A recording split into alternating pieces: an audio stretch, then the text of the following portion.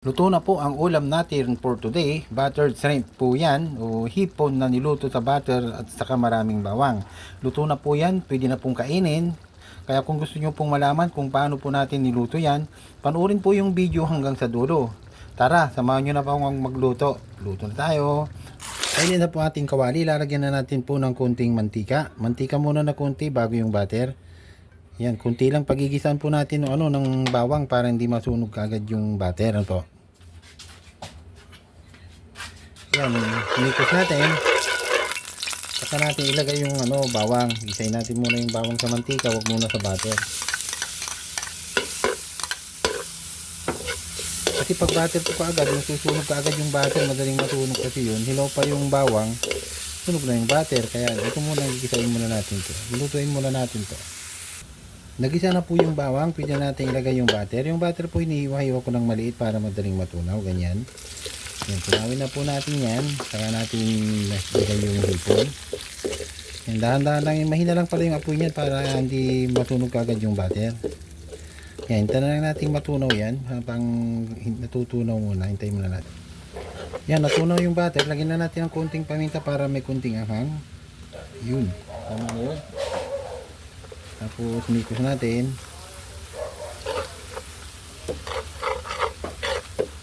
Yan, lagyan na natin yung hipon. Lalagyan na natin yan. Gitayin na natin yan sa butter na yan.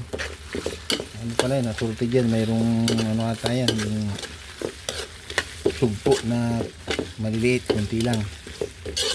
At nga pala, bago natin makalimutan, shout out nga pala kay yan, shout out nga pala kay Daniel Flores. Siya po ang Daniel Flores. Siya po ang nag-sponsor sa atin ng hipon na to. So maraming salamat pre Daniel sa sponsor mong hipon. So yan, malapit na pong maluto yung hipon. Pulain mo natin yan para saka natin tanggalin uli.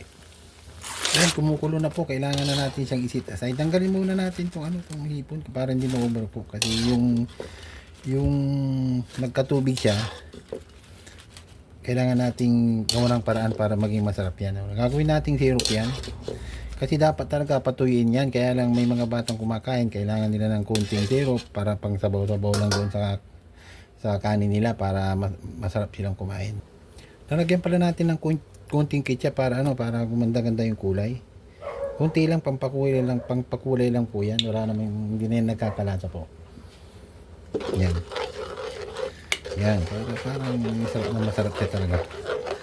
Yan, okay na po yan. Ilalagay natin yung yung pangpalapot natin yung tinunaw natin na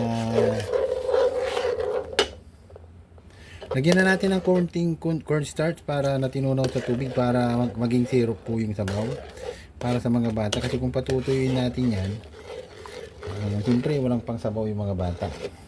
Pero ang talagang original yan, tuyong-tuyo dapat. Pero sa atin, syrup, ang sarap po. Gusto ni Mabi to, si Mabigil na maganda. Nandito na pala si Mabigil, hinihintay na niya. Sabi mo, Mabigil, hi! Kaya siyang magsalita, hindi siya sanay. Ito, pero lutuin natin. Sa susunod mga araw, ipapakita natin yung kagandahan niyan. Ibalik na natin yung hipon dahil naging syrup na po siya. Yan, tapos, yan, ganda, di ba? Tapos, lulutuin na natin dyan yung hipon. Kasi naghihintay na yung ating dalaga dito. Luto na po ang ating ulam for today, buttered shrimp po with heavy syrup kasi parang may syrup siya. So, kagaya ng dati, kain na po tayo. Saka sa mga viewers natin dyan, follow and share po. Salamat!